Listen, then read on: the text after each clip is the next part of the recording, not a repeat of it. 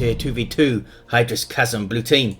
We've got Hiveminion as a Hive Tyrant, very durable commander, walks through objects and cannot be suppressed. Some strong offense, disruption and support. Begins in melee combat with a basic synapse alongside. The great Cornholio plays a Chaos Sorcerer, offensive and disruptive commander. Lots game manipulation and control abilities. Begins in melee combat. Has some strong offense too. Up against, you see him over there capping, it's SuperHooper's Warlock, a melee spellcaster that can leap into combat, disrupt, kill and support things all over the gaff. And rounding off the teams, another Eldar player we have, Prefect, as a Warp Spider Exarch, teleporting commander that fights range combat, great for capping and harassing with some awesome control abilities too. Trying to grab this contested power here. On this west side, it's going to be Hive Tyrant versus Warp Spider Exarch. On the west, east side sees the Sorcerer versus the Warlock. Some pretty cool matchups. SuperHooper, I imagine, going straight into double shurikens. Cornholio with just the CSM up, so he's most likely going for a tier 1.5 Havocs, I guess, and then Raptors maybe to deal with any Rangers, though he does have a teleporting, well, like potentially teleporting Sorcerer to maybe do stuff there. He's going double CSM, in fact, wants to put the damage on that Warlock. Good special attack from the little Hive Tyrant there. Well, he's not that little, is he? Perfectly timed by the Hive Tyrant. I guess the fact that they were moving helped trigger the special attack there, since units lose melee skill as they're moving. Banshees very nearly going down. Tyranids will push through on the west side. Termagants cap the contested power. What is Hormagaunts going to go after, the VP or that wreck point? I'd go after the wreck point right now, trying to get decapped. Looks like he's going for the VP though. East side is uncapped. The contested VP here, we have some Tzeentch worshipping heretics. Doom bolts flying in. Doesn't get a model, but the damage piled up there almost took half of their hit points. And there we see the Sorcerer consume one of the heretics to get his energy back. One of the hazards of being a heretic. You can get consumed by that fella, or the Great Unclean One, of course. Shuriken's going to catch these CSM. No. Now being infiltrated by the Tzeentch worship. Here comes that Warlock.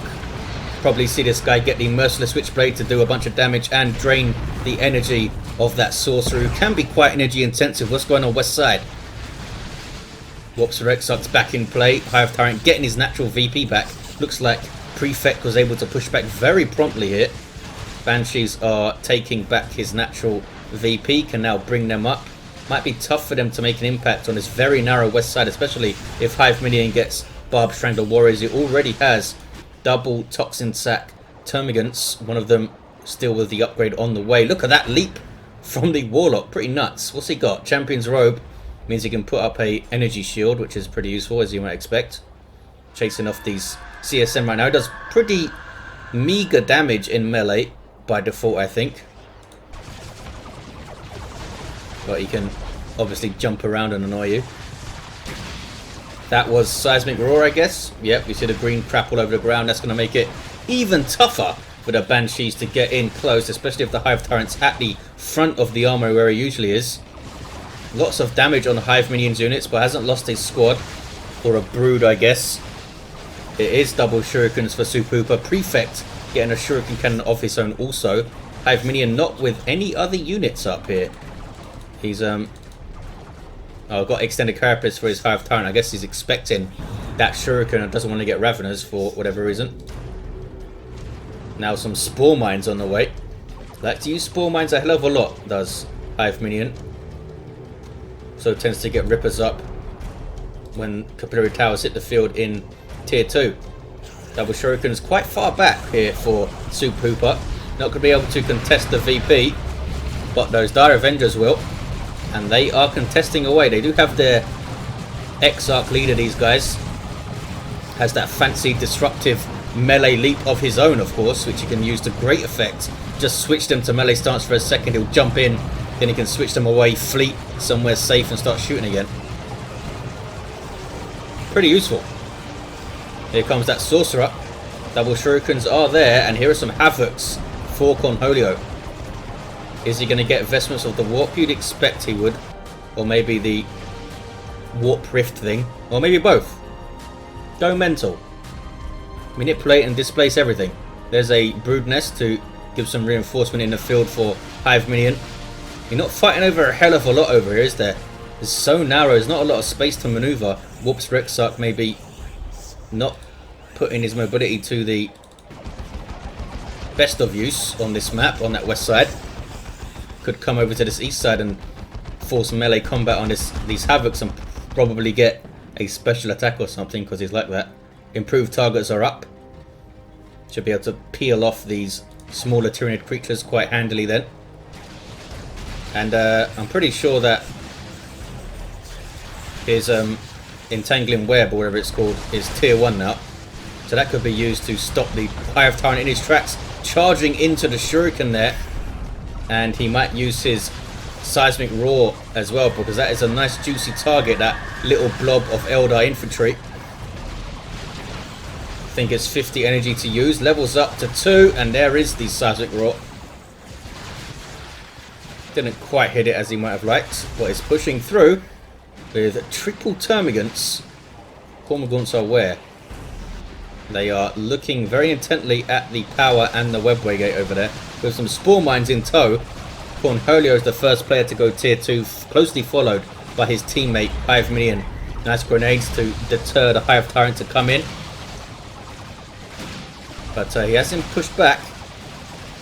Hive Tyrant taking a lot of damage here. Might want to just retreat off. I think he wants to provide basic synapse to those Termagants, that's why he's sticking around. Banshees.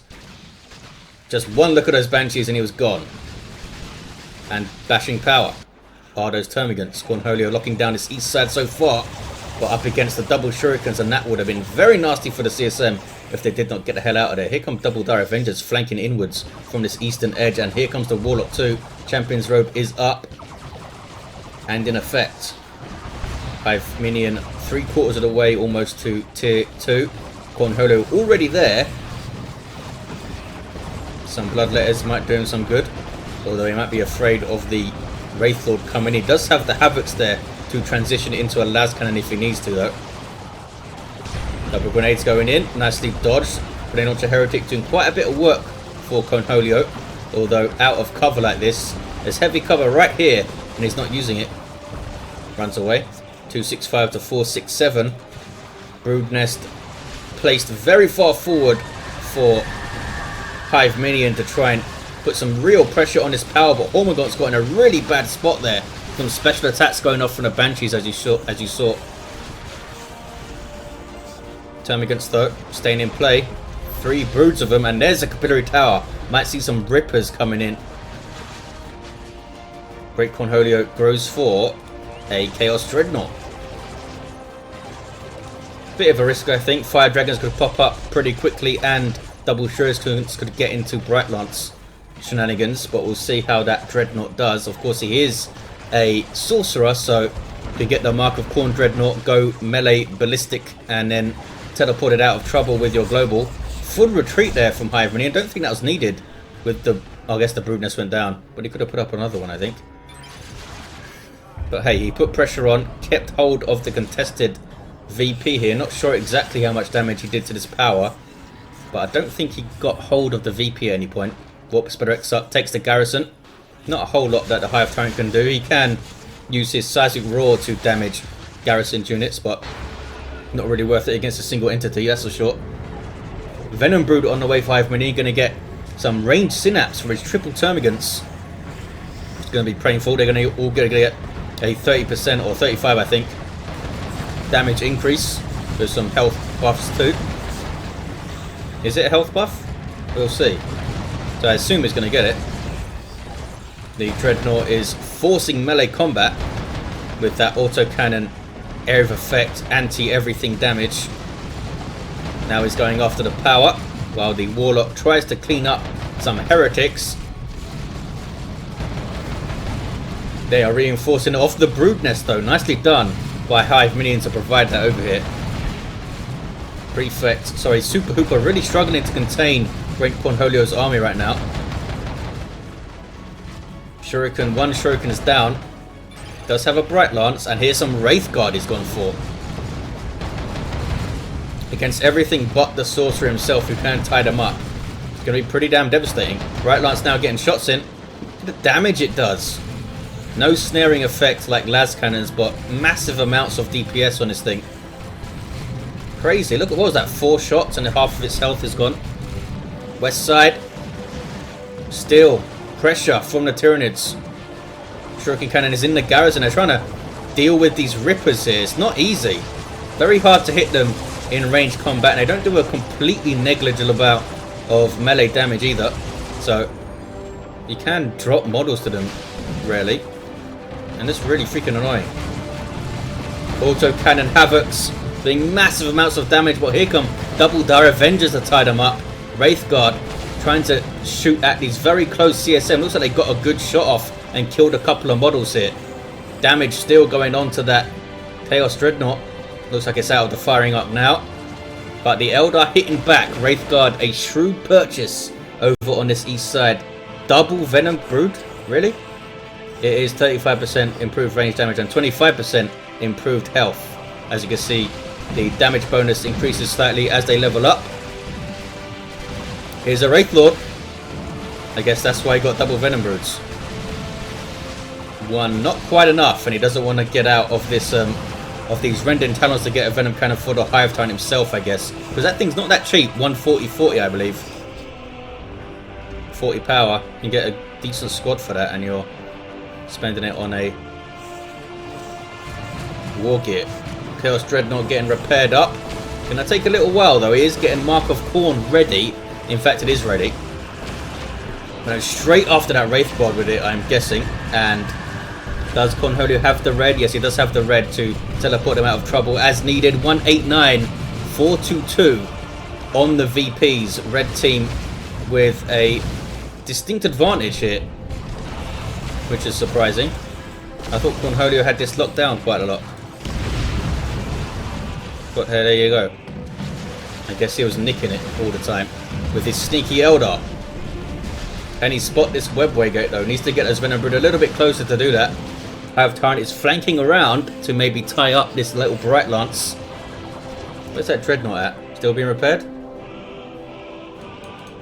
No, here he is. Heretics are actually being left behind, not doing anything. Need to get them in play. 164 to 422. Blue team getting pretty low, down to almost 150 VPs. Have a hell of a lot to make up. Almost 300 right now. Fire Dragons on the way for SuperHooper. We'll see what they can do. Maybe with some enhanced buffs. What do you have? He has Channeling Runes instead.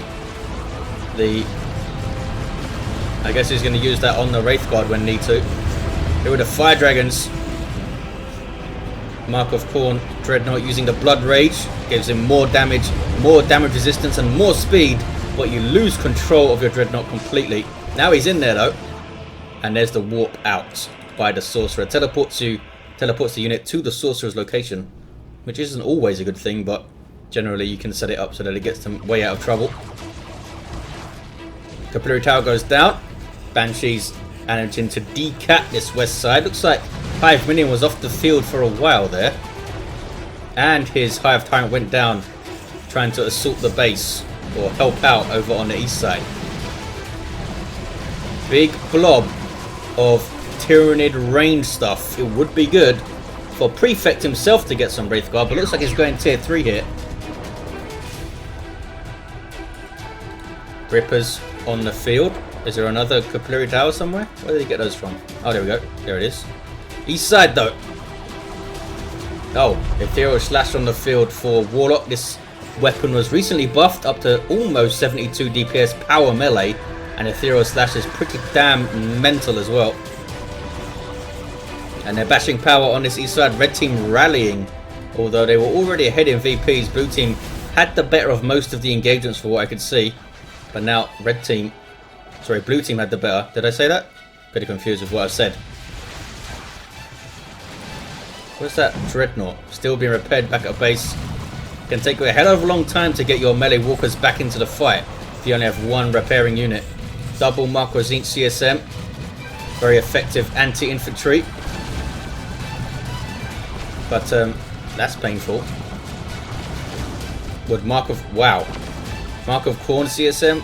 maybe a little bit better to put pressure on quickly, although with the Ethereal Slash in play, that's pretty damn risky. Here's that Sorcerer. He has the Rod of Warp Fire, and there we see the Warp Fire on those Wraithguard. Not doing a whole lot, doesn't knock them over. And now channeling runes will make sure they stay alive quite easily. Incredibly powerful heal from the Warlock, but keeps him locked in place while it's active.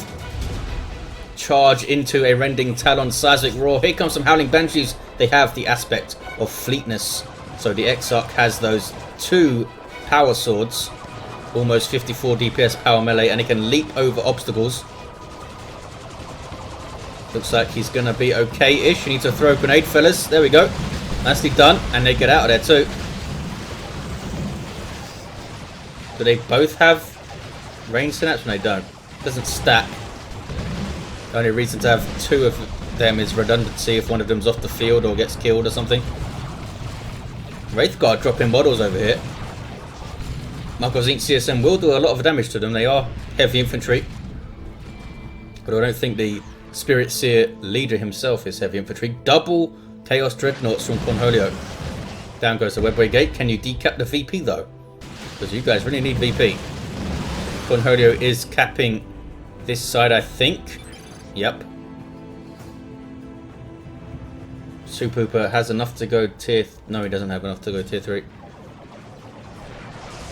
Looks like Cornholio was expecting the Falcon from the looks of the chat. It's a D-cannon getting shots in there.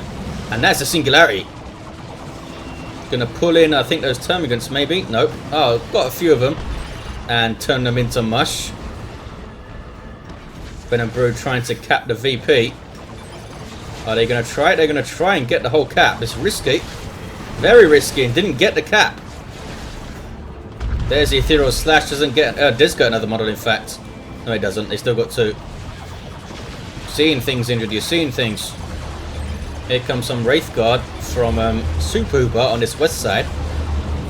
Can they chase down this Hive Tyrant here? Kind of, maybe? Yes, they can.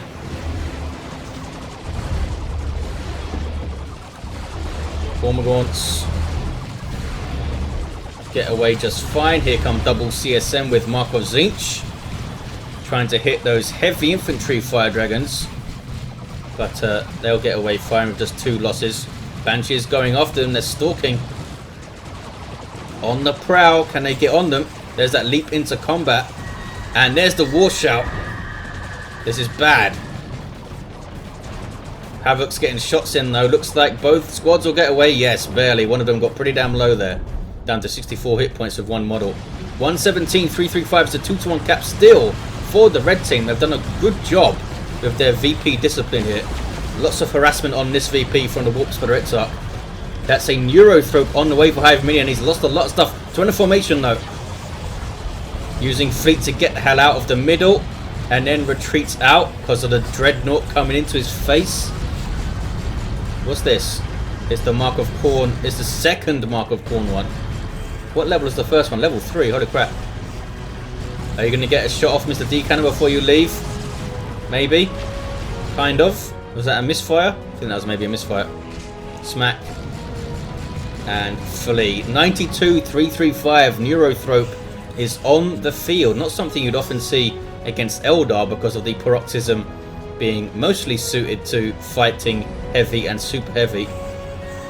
But still has Cataclysm, and Paroxysm will of course still happily damage the light infantry Eldar stuff. I was expecting the Barb Strangler Khan effects though. Still has tons of power Hiveminion, so can get the Khan effects up soonish. Dreadnought is still hanging around here waiting for stuff to retreat past him, I think. Cataclysm on the power node. Beautiful. Oh, is that where the Warp Spider was and he teleported away? That was a weird effect on him. I think that was Spirit Leech to drain his energy. Looked like Mind War going off on him. Tier 3 now for SuperHooper. Cornholio is the only player still in Tier 2 because of his double Dreadnoughts, and they're doing a pretty good job for him so far. Having to use the Webway to escape. Can this guy be teleported out? He's smacking these Banshees around, building up that XP, and there is the Blood Rage again. Bright Lance can now get shots on. I don't see any warp going off. Is he just happy to lose this guy for the population cap? Not sure. Does he have another one? Or is it some kind of UI bug I'm seeing there? I think it's just a UI bug. Yeah. He has one Dreadnought left. Still can't consistently lock down this east side, but the blue team do have both of the natural VPs. Fire Dragons moving in. Wraithguard backing up. These guys now level 2. Look at the Warlock though, leading a line. He's very good at that with his late game war gear. Goes straight into the fray without fear. Champions robe up, ready to ethereal slash the crap out of stuff. Autarch dropped in, but here's a Dreadnought to say hello. Look at the damage those Fire Dragons put on that Dreadnought there. Holy crap. These CSM are not having a good time. We need to run away. There we go.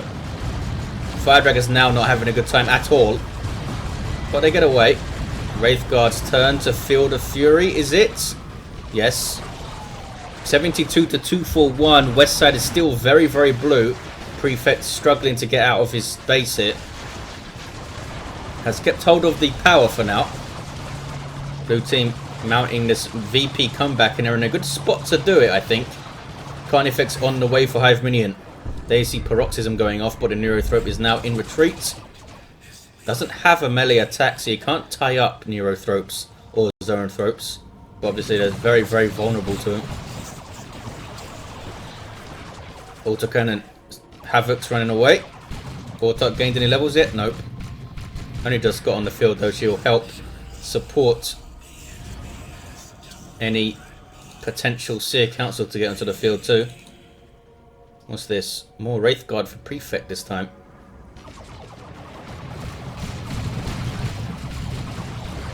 The cannon sets up, can use that Scorch Beam thing to debuff the damage resistance of a target. That was a good Dark Flames. Not dodged whatsoever by SuperHooper there. I guess he didn't notice the markers.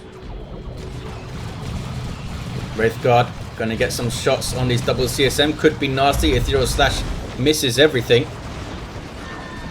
And they spot the Wraithguard and run the hell away. Not sure why he was so determined to get that Bright Lance off the field right then. But he did. Lost some models for it though. Decap this side. It's a 1-to-1 cap, but Hiveminion continues to put pressure on this VP over here. And here's the Carnifex. What's he gone for? Thornback. Paroxysm on the garrison. Hive Tyrant right up in the base, basically. And both Eldar players have nukes, I think. Yes, so that could be a massive deal to stop caps and the like. Looks like, yep, SuperHooper's coming over to the west side to help out. Bright Lance getting shots on the Carnifex. Wraithguard there to try and weigh in with some fire. Banshee's tying up some Termagants, but there is the Cataclysm knockback and leaves a bunch of green crap on the ground that does damage over time. But now the Carnifex is being chased by Wraithguard, by Fire Dragons, and now the Bright Lance, and there is an Eldritch Storm to try and catch it, but the Sorcerer warps the Carnifex out of trouble with his global. Nicely done by Cornholio. Good map awareness there. What are these guys up to? CSM trying to get in behind the Eldar. Triple cap now for blue team. Can they hold on for victory? They're in a good spot still. Cornholio still not tier 3. Could go right now.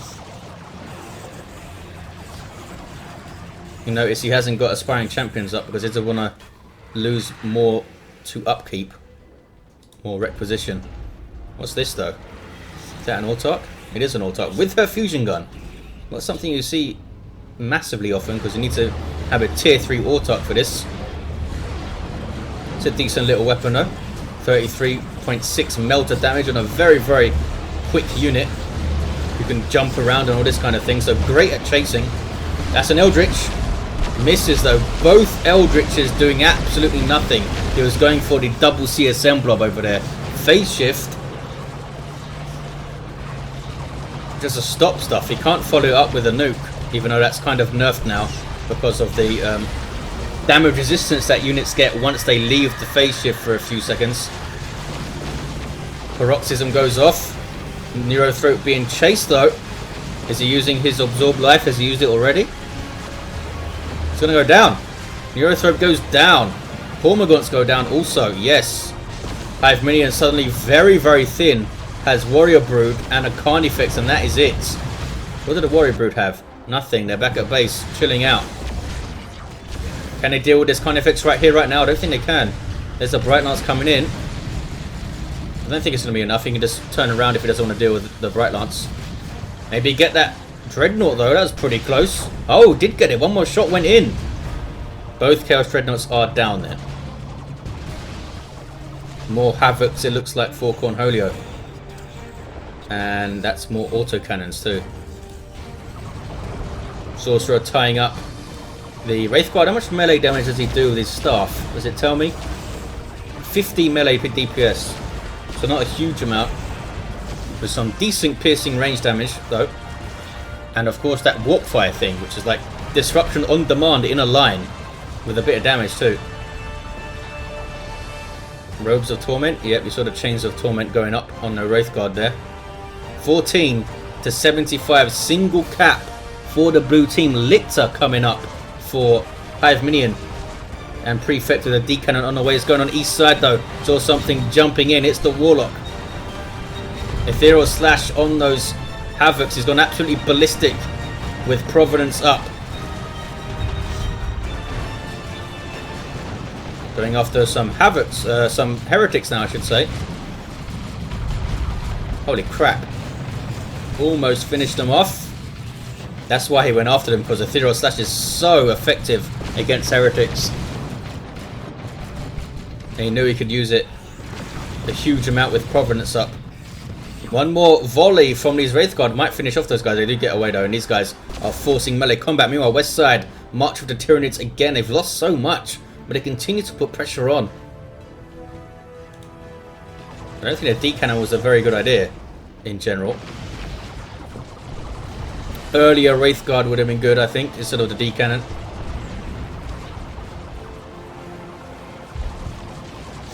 Eldar hitting back on the east side. There's that devastating autocannon again. Autarch forcing melee combat so they can't shoot that thing. Oh, she's kicking. Look at that. Is that her only melee animation with the gun? I guess it is. Also kicking. There's the Chains of Torment. Tier 3 Lictor in play from Hiveminion. Nicely done. Getting in amongst some Eldar. That's around about 100 heavy melee DPS, I think. No splash on it though, of course. Still the single cap for the blue team. 14 to 29. Can they complete this comeback? It's been on the cards for a while. But Eldar have had plenty of time to turn it around. But you can't seem to dislodge Hiveminion on this west side and just get him out of his face for very long. Killed so much stuff at one point as well. Hiveminion has responded though with Warrior Brood, Termagants, and a Lictor, and he has tons of resources, Hiveminion, or tons of power in a way. Probably wants another Carnifex, which needs a bunch more requisition. 1-to-1 cap now. Here comes a Dreadnought. Blood Rage is active. This is the third one we've seen, I think. Smack. Is he going to chase stuff into base? It's not a good idea, is it? Surely. Turn around, fella. I guess he has warp available, so he's not too worried. This is the warp to Exarch, capping Hiveminion's natural, but there is the game. Did not even realise VPs were already over, and the Eldar team actually won it. Was not paying attention at all to the VPs. GG says the players. And Eldar pull it out of the bag by having the VPs. Cornholio seem to have the better of the fighting here. And Hiveminion certainly seem to have the better of the fighting on the west side. And Eldar still had the VPs for a lot of the game. Sneaky Eldar capping shenanigans. It really was. Dreadnought was going into base. Let's look at the heroes. Level 8 Hive Tyrant Had Psychic Scream near the end. Level 5 Sorcerer with a level 6 Whoops for Exarch with the Heavy Gauge Death Spinner. Phaser Armor 2 as we saw. And a level 9 Warlock who went pretty full on offense killy mode towards the end there. Not sure what this effect is. Looks a bit weird. CSM lived, level 4. Both of them got level 4 in fact. It was fun to see those Dreadnoughts marching around, but I'm not entirely sure how the blue team lost this. Every time I looked at them, they seem to be winning stuff. But they have it. Eldar pull it out of the bag, as they often do. Thanks for watching, guys. Hope you enjoyed it, and I'll see you next time.